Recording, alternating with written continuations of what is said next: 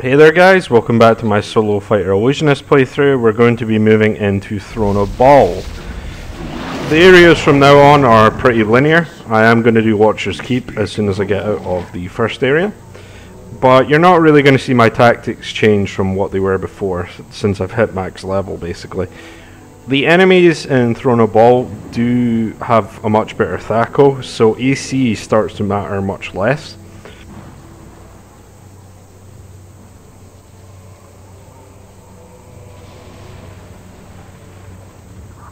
So, I have all that you need. Not the top. The first fight that we run into against Illusionist, as a soul mage, yeah, it's not very difficult. We're also going to notice that critical strikes is going to be a lot less useful by this point because most enemies will have immunity to critical hits. However, critical strikes is still of course useful because it will guarantee a hit unless you roll a 1. So it's still worth considering, obviously. I can't. I shall see you soon. So, you have finally arrived. I have been waiting for you.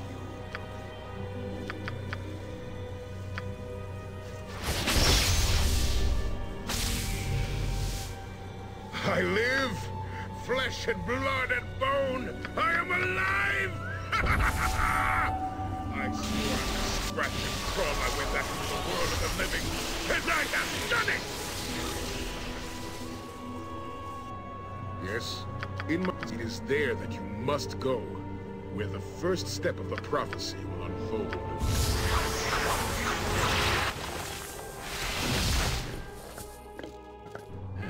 I'll see to it. Hello? I am the little butler. Oh, I died. Yes, Caspinar. Ooh, ah, you sure? Ooh, okay. And second. One of the things that I might get some use out of is the improved Cloak of Invisibility, because it will give you a use of improved haste. I think it lasts for about 23 rounds, so it's not like the Ring of Gax where it only lasts for like 10 seconds. So it will give you a full charge of improved haste, which is nice. So if I need more uses of it, I can always put that on once per rest as well. I also pick up the Elven Chain that I was mentioning before, but like I said, I'm most likely going to keep the Robovecna on regardless. So that is an option if you want to try and boost your armor class. Although, like I mentioned before, enemies in Throne of Bhaal just have such a high chance to hit that I wouldn't recommend trying stacking AC, because it becomes less useful. The first challenge we're going to do here is just going to be a mass spawn of enemies. I do use Black Razor here just for the heal and the free haste, but honestly I'm not sure how good it is. I might use Black Razor a bit later on in Watcher's Keep, most likely, but aside from that I think I do have better weapons. But you know, I picked it up, I figured I may as well use it a little bit, right? But I end up using the improved haste from the cloak anyway.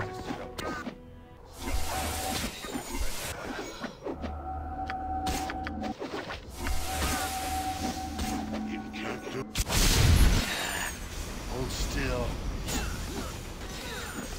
Let's do this quick and pain. I think I could have got up and got a drink at this point because I just let improved haste go through all these enemies that spawn. So I'm planning to do the entirety of Watcher's Keep after Saradush. Now, there's not going to be too many items that we actually care about in there. There's the Circlet of Netheril that I can think of for mages, which I may or may not use. Most likely not, honestly. There's the Gauntlets of Extraordinary Specialization, which I'm of course going to use because they're an upgrade on what I currently have.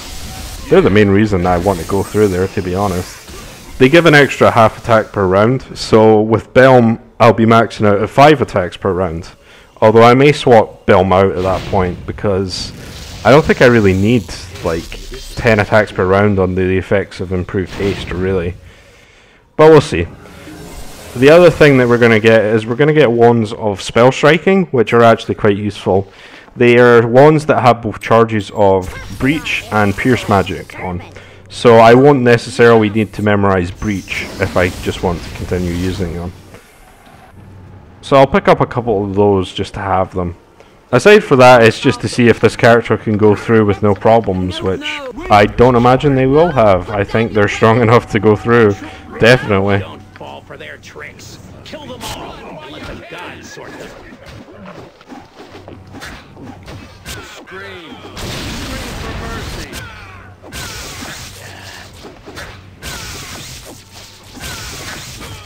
Greetings, I am Melisande, a friend. Welcome to Saradush.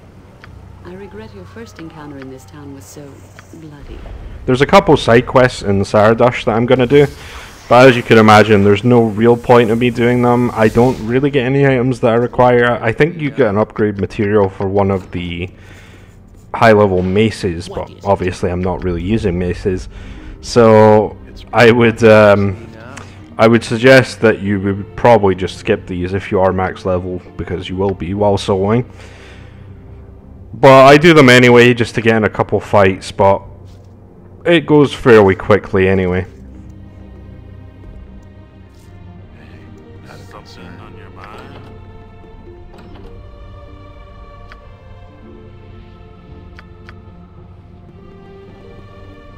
I hope this is worth it. Yeah, I'll see to it. What is it?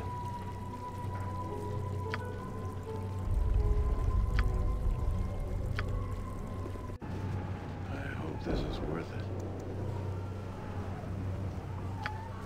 The fair folk rarely have time for small talk. Yeah, I'll Have see a to look it. at my wares. I trust you'll find them all in satisfactory condition. It's done. Who are you?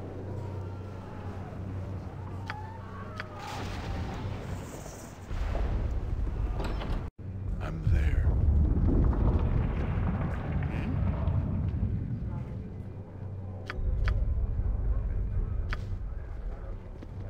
I trust all is well.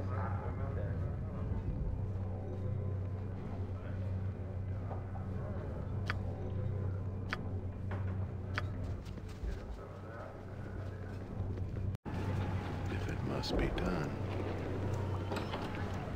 it's probably best left to me.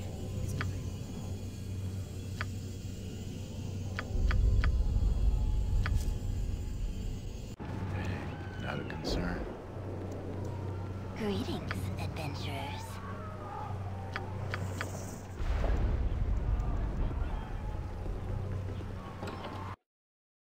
I hope this is worth it. Interlopers in my abode? Perhaps you have mistaken this edifice for an establishment of commerce.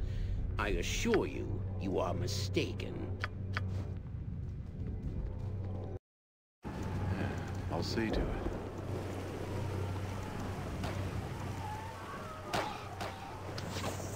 I have things to do. One not being sitting on me double talking to you.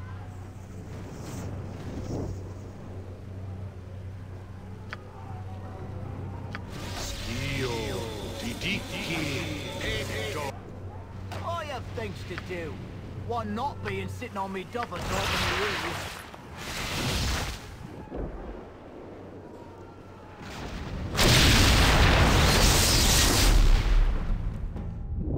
I'm willing. I hope this is worth it. This is one of the fights that we're going to do that's not really necessary. There is a mage with time stop at the back there. And these enemies are kind of annoying because one of them is a thief. And of course, they continually pop invisibility potions, so I can't see them. Yeah, invisibility is kind of annoying with thieves occasionally. But if you have improved haste, you can kill them really quickly anyway. The only thing that I really know that's here is that ore I just picked up, which I think is for the Storm Star that you also get in Watcher's Keep. But yeah, unfortunately I don't have True Sight memorized, and I just have to wait about for this mage to finally reveal themselves again. After a time stop as well.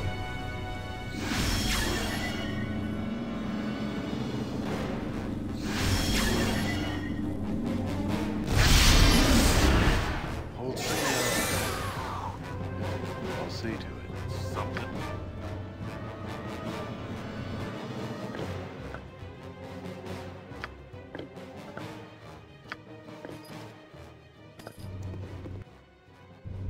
It's done. I'm there. If it must be done, it's probably best. Hey, not a concern. Hmm? I hope this is worth it. Yeah, Have a I'll look see at my to it. wares. I trust you'll find them all in satisfactory. I'm willing. I hope this is worth it. Hmm?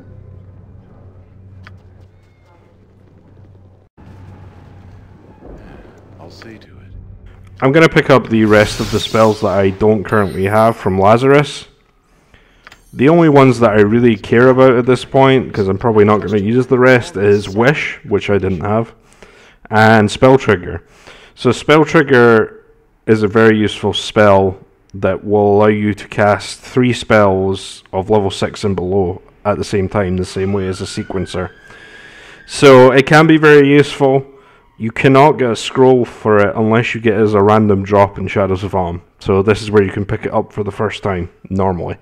Unless you get lucky with a drop.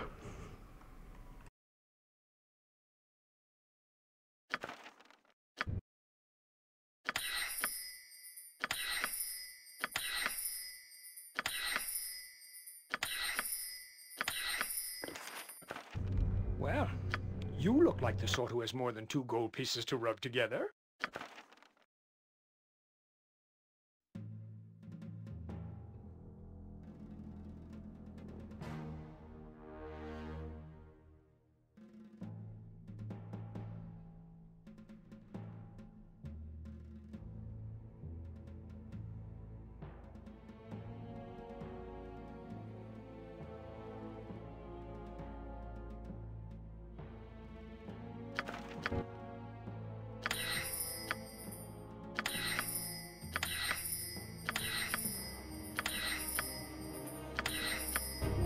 Have a look at my wares. I trust you'll find them all in satisfactory condition.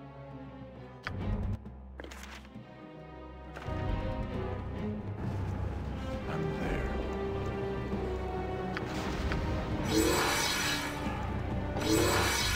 It must be done. This prison area is pretty short, but we can get the bronze ion stone. It's used to upgrade the circuit of Netheril, which is a thing that we'll be getting in Watcher's Keep. And the stats after you upgrade it are actually pretty decent for a mage, because it gives you an extra level 7 and 8 spell, and I think it gives you like 10 hit points as well. So the extra spells are of course pretty nice, but honestly I've been using the Helm of Baldur for the entire game, and I don't really see a point of taking it off at this point, because I'm mostly focusing on melee. If you weren't playing an Illusionist and you maybe wanted to cast more Horrid Wiltings, then it would of course be a very good choice. Or do some Project Image stuff. I've not actually used Project Image at all, just because I haven't really found a need for it.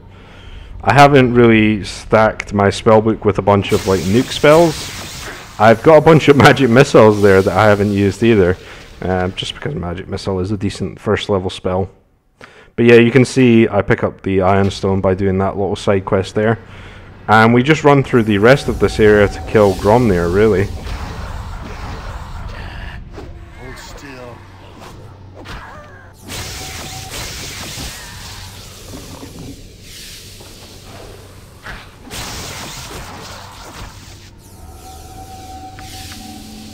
Let's do this quick and pain.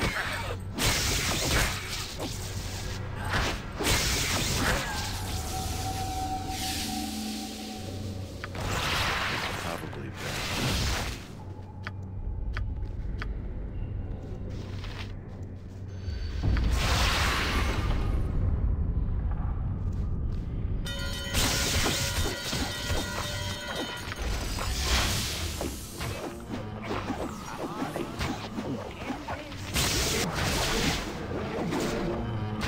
Let's do this quick and pain.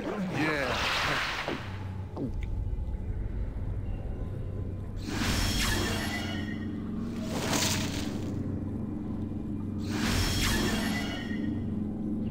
Let's do this. Quick and... Yeah. Give me some direction. Let's do this. Quick and painful. Out of concern.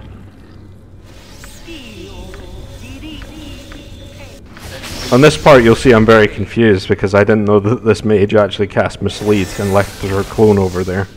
So I was wondering why she wasn't showing herself at all.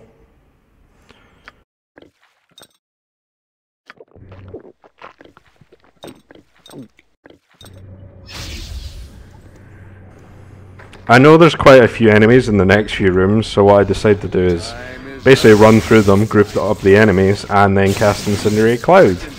Now, we're getting to the point where there's going to be quite a few enemies that are going to just be completely immune to fire damage. So this tactic is not going to work for much longer, really. The next area after Watcher's Keep I'll do is going to be the Fire Giant area, and as you would imagine, they're completely immune to fire.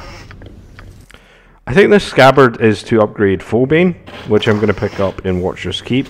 Phobane's a really good bastard sword, but probably not one I'm going to use. It casts Warlock's Minor Drain on every hit.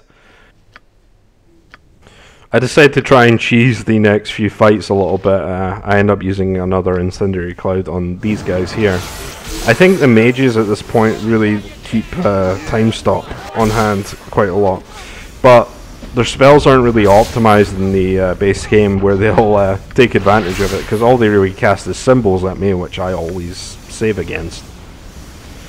And I don't really... I mean, I could cast Time Stop here, but I decided to just summon a Plantar instead. Your god! Grum? You are... Grum, take Melisande away. But watch closely. So, the assassin is here. Good.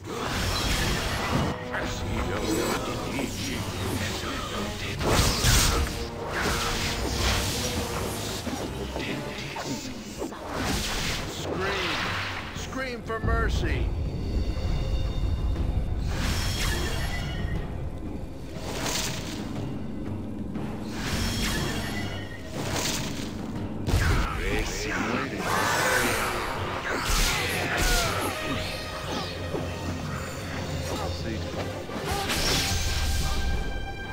Let's do this quick and painful. One of the things that Gromnir drops is the helmet he was wearing, which gives you 50% crushing resistance, which is actually really good. It's also used to upgrade the Staff of the Ram, if you're going to be using that.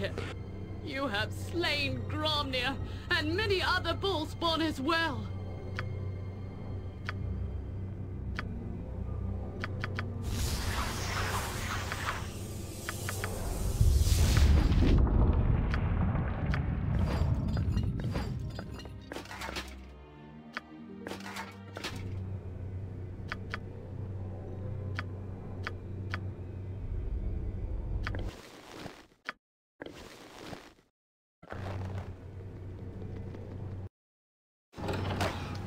I have things to do.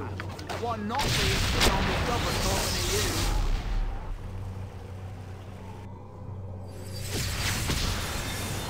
This was worth it.